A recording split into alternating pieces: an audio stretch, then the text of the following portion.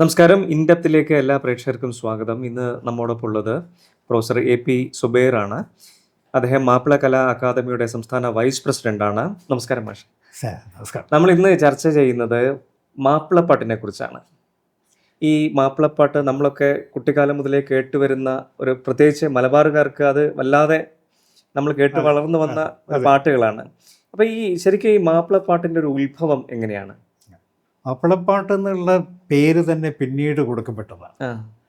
അത് എപ്പോഴാരംഭിച്ചു അല്ലെങ്കിൽ എപ്പോഴും തുടങ്ങിയെന്നുള്ളതിന് യാതൊരു ചരിത്ര രേഖകളും ഇല്ല. അത് അറബി മലയാള സാഹിത്യത്തിൻ്റെ ഒരു ഭാഗമായിരുന്നു. അറബി മലയാളം ഒരു ഭാഷ രൂപപ്പെടുന്നത് തന്നെ ഒരു പ്രത്യേക വ്യാപാര ആവശ്യാർത്ഥമാണ്. അതിൻ്റെ ചരിത്രവും, കാരണം അറബികൾ സാധാരണ ഒരു 7-ാം നൂറ്റാണ്ടിൽ പ്രവാചകന്റെ മുമ്പേ അറബികൾ ഇവിടെ വന്നിരുന്നു. പ്രവാചകന്റെ മുമ്പേ ഉള്ള അറബി സാഹിത്യത്തിലെ കേരളത്തിലെ കുരുമുളകിനെ കുറിച്ചിട്ടുള്ള പരാമർശമുണ്ട്. അപ്പോൾ നേരത്തെ അറബികൾ ഇവിടെ കേരള കരയിൽ വന്നിരുന്നു. ഇസ്ലാം മതത്തിന് മുമ്പ് തന്നെ അവരുടെ അറബികളുടെ വ്യാപാരം ആവശ്യാർത്ഥം ലോകം മുഴുവൻ സഞ്ചരിച്ചിരുന്ന ആളുകളാണ്. അപ്പോൾ അവരെത്തിയെടുത്തൊക്കെ അവർ ചെയ്തിരുന്നൊരു കാര്യം, ലോക്കൽ ഭാഷ അവരുടെ ഭാഷയിൽ എഴുതാറുണ്ട്.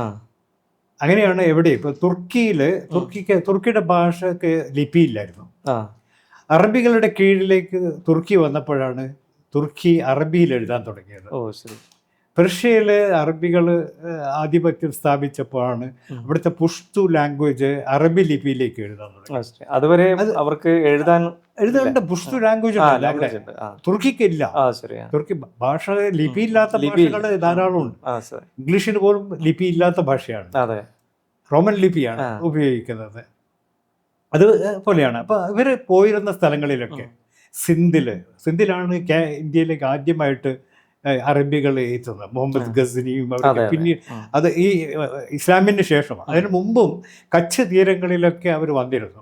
ഈ തീരങ്ങളിലൊക്കെ അവർ ലോക്കൽ ആളുകളുമായിട്ട് സമ്പർക്കം പുലർത്തുകയും കച്ചവട ആവശ്യാർത്ഥമുള്ള കണക്കുകളൊക്കെ എഴുതുമ്പം ലോക്കൽ ലാംഗ്വേജ് അവർ പഠിക്കുകയും അവരുടെ അറബിയും മലയാളത്തിലാകുമ്പോൾ അറബി അക്ഷരങ്ങൾ അവിടെ 28 അക്ഷരങ്ങളെ അറബിയിലുള്ളൂ. അപ്പോൾ എല്ലാ ശബ്ദങ്ങളെയും ഉൾക്കൊള്ളാൻ കഴിയുകയില്ല. അതിപ്പോൾ എല്ലാ ഭാഷക്കും അതുണ്ട്. എല്ലാ ശബ്ദങ്ങളെയും എല്ലാ ഭാഷക്കും ലിപിയിലൂടെ ഉൾക്കൊള്ളാൻ കഴിയാത്ത അവസ്ഥയുണ്ട്. അതുകൊണ്ട് ഭാഷ ഒരു വ്യത്യസ്തമായ മലയാളം തന്നെ അവരെഴുതുന്ന ഭാഷ, ഈ 28 ലിപികൾക്കുള്ളിൽ എഴുതുന്ന അവരുടെ ഭാഷ പാ ഇല്ല. അപ്പോൾ പാക്ക് പകരം ഫ, ഴ ഇല്ല, ഴാക്ക് പകരം ഷ ആക്കും. അങ്ങനെ ഒരു ഭാഷയ്ക്ക് തന്നെ ഒരു വ്യത്യാസം വന്നു. ഇവിടെ നേരത്തെ മലയാളം എന്ന് പറയാനില്ല, പഴയ തമിഴാണ്. തമിഴിൻ്റെ ചേര ഒരു മാറ്റമുള്ള ഒരു ഇവിടെ ലിപികളും ഉണ്ടായിരുന്നില്ല, ഒട്ടെഴുത്തും കോലെഴുത്തുകളും. അന്ന് സാധാരണക്കാർക്ക് ഉപയോഗിക്കാൻ പറ്റിയ ഒരു സാധനമായിരുന്നു.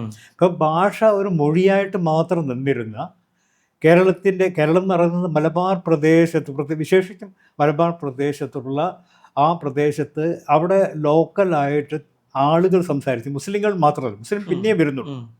അവിടെ വരുന്ന ആളുകൾ എന്തായിരുന്നു സംസാരിച്ചെന്ന ആ ഭാഷ ഇവർ എഴുതിയിരുന്നു. അങ്ങനെയാണെങ്കിൽ നമുക്ക് പറയാവുന്ന ഒരു ഊഹം വെച്ചുകൊണ്ട് പറയുകയാണെങ്കിൽ മലയാള ഭാഷ ആദ്യം എഴുതപ്പെട്ടത് അറബിയിലായിരുന്നു. തുർക്കി ഭാഷ എങ്ങനെ അറബിയിൽ എഴുതപ്പെട്ടു, മലായ് ഭാഷ എങ്ങനെ അറബിയിൽ എഴുതപ്പെട്ടു, സിന്ധി ഭാഷ എങ്ങനെ അറബിയിൽ എഴുതപ്പെട്ടു, തമിഴ് അറബിയിൽ എങ്ങനെ എഴുതപ്പെട്ടു, അതുപോലെ ഇവിടെ ഒരു അറബി തമിഴ് വ്യാപാര ആവശ്യത്തിന് മാത്രമായിട്ട് ഉണ്ടായിരുന്നതാണ്. ഈ സ്ഥലങ്ങളിലൊക്കെ വ്യാപാര ആവശ്യത്തിന് മാത്രമായിട്ട്. ഇവിടെ സാഹിത്യമൊന്നും ഇല്ല. അവർക്ക് സാഹിത്യം, വ്യാപാരിക്ക് എന്ത് സാഹിത്യമാണ്, അവർ സാഹിത്യം. പിന്നെ ഈ പാട്ടുകൾ അവരുടെ കൂടെ വന്നിട്ടുണ്ടായിരുന്നു. എന്ന് പറഞ്ഞാൽ അവർ യാത്ര ചെയ്യുന്നത്, കടൽ യാത്ര ചെയ്യുന്നത്. അപ്പോൾ കടൽ യാത്രയിലൂടെ ആയാസം കുറയ്ക്കാൻ വേണ്ടി അവിടെ ലോക്കൽ ബൈത്തുകൾ, അതായത് പാട്ടുകളുണ്ട്. യമനിൽ നിന്നൊക്കെയാണ് അധികം വരുന്നത്. ഈ യമനിൽ നിന്ന് വരുന്ന അവർ വലിയ സംസ്കാര സമ്പന്നരായ ആൾക്കാരാണ്. ഈ അറേബ്യയിൽ തന്നെ ഏറ്റവും സംസ്കാരമുള്ള, ഏറ്റവും പ്രശ്നമുള്ള സ്ഥലം അതാണ്. ഏറ്റവും സംസ്കാരമുള്ള സ്ഥലമാണ്. മറ്റൊക്കെ ട്രൈബൽസ് ആണ്. ഇവരാണ് സിവിലൈസ്ഡ്. ഇവരാണ് യാത്ര ചെയ്തത്. ഈ യാത്ര ചെയ്തുകൊണ്ടാണ് അവർ സംസ്കാര സമ്പന്നരാകുന്നത്. അപ്പോൾ അവിടെ സാഹിത്യം ഉണ്ടായിരുന്നു, പാട്ടുകളുണ്ടായിരുന്നു, അവിടെ ചടങ്ങുകളുണ്ടായിരുന്നു. ഈ മൈലാഞ്ചിയൊക്കെ അവിടെ നിന്ന് വന്നതാണ്. ഓ ശരി. മൈലാഞ്ചി സമ്പ്രദായമൊക്കെ, മൈലാഞ്ചി പാട്ട്, ഇതൊക്കെ യമനികളിൽ നിന്ന് വന്നതാണ്. അല്ലാണ്ട് ഇന്റീരിയർ ട്രൈബൽസ്, സൗദികളൊക്കെ ട്രൈബൽസ് ആയിരുന്നു.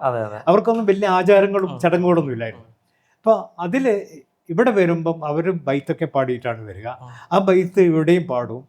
ഈ പാട്ടിൻ്റെ ഒരു രൂപം നമ്മുടെ നാട്ടിൽ ഇവർ ഏറ്റെടുക്കുകയും അറബി പാട്ടുകളായിട്ടും അതിൻ്റെ മലയാളം രൂപമായിട്ടും ഇവിടെ നിന്ന് കടലിൽ പോകുന്നവരും കടലിലുള്ളവരും ഇവിടുത്തെ ചടങ്ങുകൾ, അവിടെ കാരണം യമനികളൊക്കെ ഒരു ബന്ധമുള്ളതുകൊണ്ട് നമ്മുടെ ഇവിടുത്തെ ലോക്കൽ, അത് മതമൊന്നുമില്ല, മതവും ജാതിയും നോക്കാതെ തന്നെ ഈ പാട്ടുകൾ ഇവിടെ ഇതായിരുന്നു. അതൊരു മാപ്പിളപ്പാട്ട് എന്ന് ആരും പറഞ്ഞിട്ടില്ല. പാട്ടുകൾ പാടി ഒരു പാട്ടും ഒരു പേരുമില്ല, അതിന് ഒരു പാട്ട് പേരുമില്ല. ആളുകൾ പാടിക്കൊണ്ടിരുന്നു, അതിനൊരു പേരൊന്നുമില്ല. അത് ഒരു ലിഖിത രൂപത്തിൽ വരുന്നത് ഖാദി മുഹമ്മദ് 1602 മൊയ്തീൻ മാല എഴുതുമ്പോഴാണ്. അതാണ് ആദ്യത്തെ ലിഖിതമായ ഒരു മാപ്പിള അല്ലെങ്കിൽ ഒരു അറബി പാട്ട്, അറബി മലയാളം പാട്ട്. അതിനർത്ഥം നേരത്തെ ഇല്ലായിരുന്നു. ഒരു വളരെ കൃത്യമായ വൃത്തനിബദ്ധമായ ഒരു നല്ല ഒരു സാഹിത്യകൃതി ഉണ്ടാകണമെങ്കിൽ അതിനു മുമ്പ് ആ ഭാഷ അവരുടെ ഇടയിലുണ്ടായിരുന്നു. അതിനു മുമ്പ് ആളുകൾ പാട്ടൊക്കെ പാടിയിരുന്നു. അതൊക്കെ അതിൽ നിന്ന് വ്യത്യസ്തമായിട്ട് വളരെ വൃത്തനിബദ്ധമായിട്ട് ഒരു രൂപത്തോടു കൂടി, പിന്നെ അതിനൊരു താളത്തോടും മിഷറോടുകൂടിയൊക്കെ എഴുതുന്ന ആള് അദ്ദേഹമാണെങ്കിൽ അദ്ദേഹം അറബി മലയാളത്തിലോ എഴുതാത്ത ആളാണ്. അദ്ദേഹത്തിൻ്റെ എല്ലാ കൃതികളും, അദ്ദേഹം ഒരു 500ഓളം കൃതികൾ എഴുതിയിട്ടുണ്ട്. അദ്ദേഹത്തിൻ്റെ എല്ലാ കൃതികളും അറബിയിലായിരുന്നു. അറബി പിന്നെ മതത്തെക്കുറിച്ചും കർമ്മശാസ്ത്രത്തെക്കുറിച്ചും പിന്നെ പടകളെക്കുറിച്ചും ഇതൊക്കെ അങ്ങനെ അദ്ദേഹം എഴുതിയിരുന്നതെന്നല്ലാതെ വേറെ ഈ ആദ്യമായിട്ടാണ് ഇങ്ങനൊരു മുഹദ്ദീൻ മാല എന്ന് പറഞ്ഞാൽ. ഇദ്ദേഹം ഖാദി മുഹമ്മദ് തുഞ്ചത്ത് എഴുത്തച്ഛൻ്റെ പിന്നെ കാലത്ത് ജീവിച്ചിരുന്നവരാണ്. ആരാണ് മുമ്പ് എഴുതിയതെന്നുള്ള തർക്കം. കാരണം മിക്കവാറും തുഞ്ചത്ത് എഴുത്തച്ഛൻ തന്നെയാണ് ആധ്യാത്മ രാമായണം എഴുതിയിട്ടുണ്ടാവുക. അതോടനുബന്ധിച്ച് ഇദ്ദേഹം എഴുതിയത് അറബി മലയാളത്തിലായിരിക്കാം. അതെ, അല്ല, തുഞ്ചത്ത് എഴുത്തച്ഛൻ ഒരു പിന്നെ ഒരു സങ്കര ഭാഷയിലാണ്. അത് മലയാളവും തമിഴും ചേർന്നിട്ടുള്ള ഒരു പിന്നെ മണിപ്രവാള ഭാഷയായിരുന്നല്ലോ. അതുപോലെ ഒരു പക്ഷേ തുഞ്ചത്ത് എഴുത്തച്ഛൻ്റെ അധ്യാത്മ രാമായണം വായിച്ച് അപ്പോൾ നമ്മുടെ ഇടയിൽ ഒരു സാധനം വേണം എന്നുള്ള നിലയിൽ അന്ന് ആളുകൾ, മുഹദ്ദീൻ എന്ന് പറയുന്നത് അബ്ദുൽ ഖാദർ ജീലാനിയാണ്. ജീലാൻ പ്രദേശത്ത് ഒരുപാട് മതപരമായ പരിഷ്കാരങ്ങൾ കൊണ്ടുവന്ന ഒരാളാണ്. അദ്ദേഹത്തിൻ്റെ അവദാനങ്ങൾ വാഴ്ത്തുന്ന തരത്തിൽ ഒരു മാല പാട്ട്, അതായത് ഞാൻ മാല കോർക്കുന്നു എന്ന് പറഞ്ഞിട്ടാണ് മാല ഒരു പ്രത്യേക രാഗത്തിൽ. ഈ പ്രത്യേക രാഗം അറബിയിലുണ്ടായിരുന്ന ഒരു കഫീഫ എന്ന ഒരു വൃത്തത്തിലാണ് ഇത് എഴുതിയിരിക്കുന്നത്. അപ്പം അതിനൊരു പ്രത്യേക താളം ഉണ്ടായിരുന്നു. ഈ താളത്തിൽ എഴുതുന്നതാണ്. അതുകൊണ്ട് നമ്മളിപ്പോൾ ഇന്ന് പറയുന്നത് മാപ്പിളപ്പാട്ട് ആരംഭിക്കുന്നു, അല്ലെങ്കിൽ അറബി മലയാള ഗാനശാഖ ആരംഭിക്കുന്നു, പാട്ട് ആരംഭിക്കുന്നത് ഖാദി മുഹമ്മദോട് കൂടിയാണ്. കാരണം അതാണ് നമ്മുടെ മുമ്പിലുള്ള. അപ്പം അതിനു മുമ്പും മാപ്പിളപ്പാട്ടുകൾ ഉണ്ടായിട്ടില്ല എന്നല്ല അർത്ഥം. അതിനു മുമ്പും പാട്ടുകൾ ഉണ്ടായിരുന്നു, ഇഷ്ടം പോലെ പാട്ടുണ്ടായിരുന്നു. പേരൊന്നുമില്ല. മാപ്പിളപ്പാട്ട് എന്നുള്ള പേര് തന്നെ പിന്നീട് വരുന്നതാണ്. നാടൻ പാട്ടുകൾ ഉള്ളൂരാണ് അതിന് പറയുന്നത്. ഉള്ളൂർ നാടൻ പാട്ടുകളൊക്കെ ഉണ്ട്. മലബാറിൽ മാപ്പിളമാർ പാടുന്ന നാടൻ പാട്ടുകളുണ്ടെന്ന് ഉള്ളൂർ രേഖപ്പെടുത്തുമ്പോഴാണ് ഇതിനെ മാപ്പിളപ്പാട്ട് എന്ന് പറയുന്നത്. അത് അറബി മലയാളത്തിന്റെ സാഹിത്യത്തിന്റെ ഭാഗമാണ്. അറബി മലയാള സാഹിത്യത്തിന്റെ ഒരു പ്രധാന ഭാഗം അതായിരുന്നില്ല. അറബി മലയാളം പിന്നീട് മുസ്ലിങ്ങൾ വന്നപ്പോൾ അത് ഇസ്ലാമിക സാഹിത്യവുമായിട്ട് ബന്ധപ്പെട്ടതാണ്. ഖുർആൻ പരിഭാഷ, അതുപോലെ പ്രവാചക വചനങ്ങളുടെ ആ വ്യാഖ്യാനങ്ങൾ, അതുപോലെ കർമ്മശാസ്ത്രം, നബിചരിത്രം, മറ്റുള്ള കാര്യങ്ങൾ, അതോടൊപ്പം തന്നെ കഥകളും നോവലുകളും പിന്നെ മറ്റു വൈദ്യകൃതികളും, ഒരുപാട് വൈദ്യകൃതികളും ഉണ്ടായിട്ടുണ്ട്. ശരിക്കും ഇതിന്റെ ഈ ശീലുകളൊക്കെ വന്നത് എങ്ങനെയാണ്? ഇശലുകൾ ഞാൻ പറഞ്ഞല്ലേ, ഈ ഇശലുകളുടെ മിക്കവാറും ദ്രാവിഡ വൃത്തങ്ങളാണ്. ഇപ്പം ദ്രാവിഡ വൃത്തങ്ങൾ എന്ന് പറഞ്ഞാൽ, നിങ്ങൾ തമിഴ്നാട്ടിൻ്റെ, ഞാൻ കുറേ കാലം തമിഴ്നാട്ടിലുണ്ടായിരുന്നു. തമിഴ്നാട്ടിൻ്റെ മധുരയുടെ ഭാഗങ്ങളിൽ ഇന്ത്യയിലെ ഗ്രാമങ്ങളിലൊക്കെ പോയാൽ അവരുടെ നാടൻ പാട്ടുകൾ നമ്മുടെ മാപ്പിളപ്പാട്ടിൻ്റെ ഈണത്തിലാണുള്ളത്. ഓ ശരി. അപ്പം ഈ ദ്രാവിഡ വൃത്തങ്ങളാണ്. ഉം. ഇപ്പം മഞ്ചരിയാണ്, മഞ്ചരിയിൽ എല്ലാ മാപ്പിളപ്പാട്ടും മഞ്ചരിയിൽ പാടും. ആ ആ ശരി. അതുപോലെ തന്നെ ഉം. കർണാടക അല്ലെങ്കിൽ ഹിന്ദുസ്ഥാനി ഇതിലെ ഉം. ഭൈരവി രാഗം. ഉം. അപ്പോൾ ഈ കാലരികത്ത് മുതൽ എല്ലാ പാട്ടുകളിലും ഉം. ഈ ഭൈരവി രാഗത്തിൻ്റെ ഒരു ഇൻഫ്ലുവൻസ് കാണാം. ആ. അത് നമ്മൾ ഒരുപക്ഷെ അവരത് കരുതിയിട്ടുണ്ടാവില്ല. ഈ അറബികൾ ഒരുപക്ഷെ ഈ സാധനം അറബികൾ പാടിയ പാട്ടുകൾ, ഉം. ബൈത്തുകൾ, ഉം. ഈ ബൈത്തുകൾ പിന്നീട് മൗലൂദ് കിതാബുകളുടെ ബൈത്തുകൾ അങ്ങനെയായിരുന്നു. ആ. ആ ബൈത്തുകളിൽ നിന്നാണ് ഈ ഇങ്ങനെ ഒരു ഈണം ഉണ്ടാകുന്നത്. അപ്പം അങ്ങനെ ഒരു ഈണം, അതിന്റെ സ്വാധീനമായിരിക്കാം. അതിന് പല പേരുണ്ടാകും. അത് ഈ പേരുകൾ മുഴുവനും ഉം. ദ്രാവിഡ പേരുകളാണ്. തൊങ്കൽ, ഉം. പിന്നെ ഒപ്പന, ഉം. ഒപ്പന ചായൽ, ഒപ്പന മുറുക്കം എന്നിങ്ങനെ പല പേരിലുമായിട്ടുള്ള പിന്നെ പല പേരുകളുള്ള ഇഷലുകൾ, നൂറുകണക്കിന് ഇഷലുകളുണ്ട്. ഉം. ഉം. ഒരേ ഇപ്പോൾ മൈൻകുട്ടി വൈദ്യരുടെ ബദറുൽ മുനീർ, പിന്നെ സുനിൽ ജമാൽ ബദറുൽ മുനീർ കൃതിയിൽ തന്നെ 150ഓളം വിവിധ ഇഷലുകൾ ഉപയോഗിക്കുന്നത് കാണാം. ആ. അപ്പോൾ അങ്ങനെ ഒരുപാട് ഇഷലുകളുടെ നമ്പർ തന്നെ 100 ചില്ലാണോ അല്ല, ഒരു 10-200ഓളം ഇഷലുകളുണ്ട്. അത് ഒന്നിൽ നിന്ന് മറ്റൊന്ന് ചെറിയൊരു വ്യത്യാസങ്ങളോടും ഉണ്ടാവുന്നത്. ആ. പക്ഷേ ഇതിൻ്റെയൊക്കെ ഒറിജിൻ ഒന്നുകിൽ ഈ കപ്പലിൽ വന്ന ആളുകൾ പാടിയിരുന്ന പാട്ട്. ഈ കപ്പപ്പാട്ട് എന്ന് പറയുന്നത് തന്നെ ഒരു ഇഷലാണ്. ആ.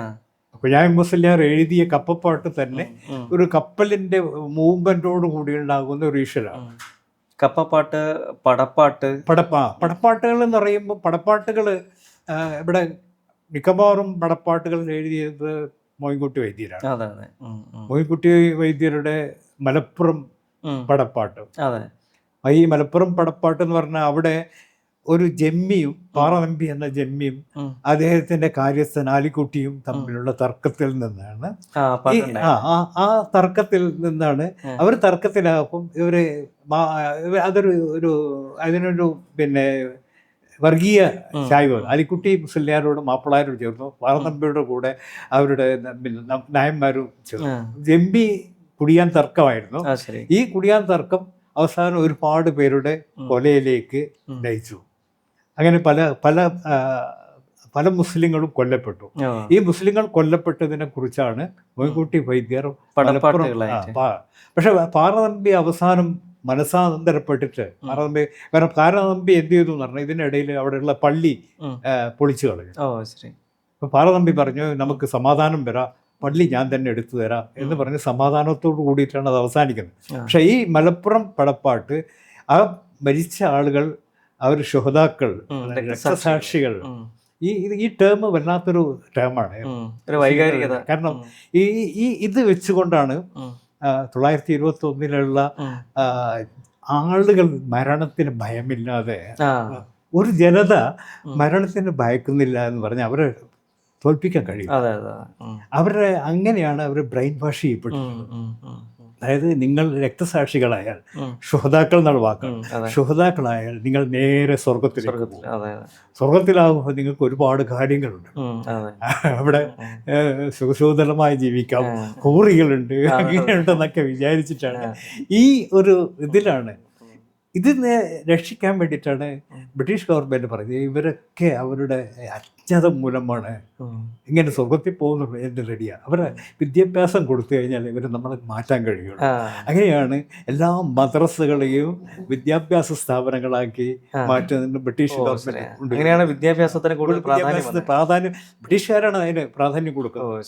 കാരണം വിദ്യാഭ്യാസം ഇല്ലാത്തത് കൊണ്ടാണ് ഇങ്ങനെ ഒരു ഇഗ്നറന്റ് ജനത മരിക്കാൻ തയ്യാറായിട്ടുള്ളത്. അവർക്ക് ജയിക്കാൻ കഴിയില്ല. അപ്പൊ അവർക്ക് വിശ്വാസത്തിന്റെ ഭാഗമായിട്ട് മരിക്കാൻ തയ്യാറാണ്. അത് മാർട്ടിയർഡം എന്ന് പറഞ്ഞിട്ടുള്ള ഒരു ഇതാണ് അവര്. അത് എനിക്ക് തോന്നുന്നത് ഒരളവ് വരെ ഇന്നും അവർക്ക് മുസ്ലിങ്ങൾക്ക് ഉണ്ട് ആ ഒരു വിശ്വാസം. മരിച്ചാൽ ദൈവത്തിന് വേണ്ടി അല്ലെങ്കിൽ മതത്തിന് വേണ്ടി മരിച്ചാൽ നമ്മൾ നേരെ അങ്ങ് സ്വർഗത്തിൽ പോകും എന്നുള്ള വിശ്വാസം. ഈ വൈദേശിക ആധിപത്യത്തിനെതിരെ ഒരുപാട് പാട്ടുകൾ ഉണ്ടായിട്ടുണ്ട്. അതൊക്കെ എങ്ങനെ വന്നതാണ്? വൈദേശിക ആധിപത്യം എന്ന് പറയുന്നത് നമ്മൾക്ക് പ്രത്യേകിച്ചും ഗാന്ധിയുടെ കാലത്തിൽ സ്വാതന്ത്ര്യ സമരത്തിൽ മുസ്ലിങ്ങളെ ആകർഷിക്കാൻ വേണ്ടിയാണ് ഗാന്ധിജി ഖിലാഫത്ത് പ്രസ്ഥാനം കൊണ്ടുവരുന്നത്. ഖിലാഫത്ത് എന്ന് പറഞ്ഞാൽ തുർക്കിയുടെ ഒരു പ്രശ്നമാണ്.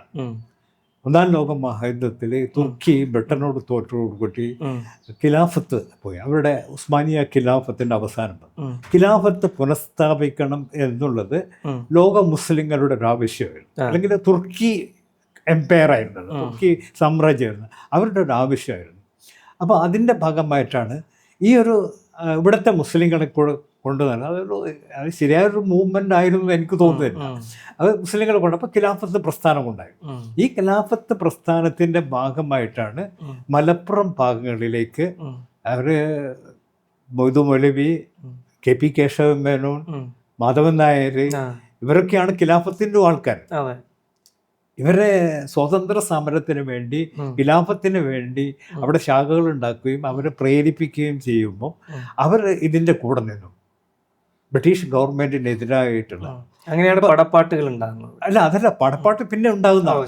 ഈ ബ്രിട്ടീഷ് ഗവൺമെന്റിനെതിരായിട്ട് ഉണ്ടാകുമ്പോൾ അവിടെ ജന്മികൾ മിക്കവാറും അത് ഈ അവിടെ മലപ്പുറത്തുള്ള മുസ്ലിങ്ങളുടെ ഭൂരിഭാഗം ആളുകളും ഈ ഈഴവ ഈ ദരിദ്ര വിഭാഗത്തിൽ നിന്നും പിന്നെ ഹരിജൻ വിഭാഗത്തിൽ നിന്നും കൺവേർട്ട് ചെയ്തവരാണ്.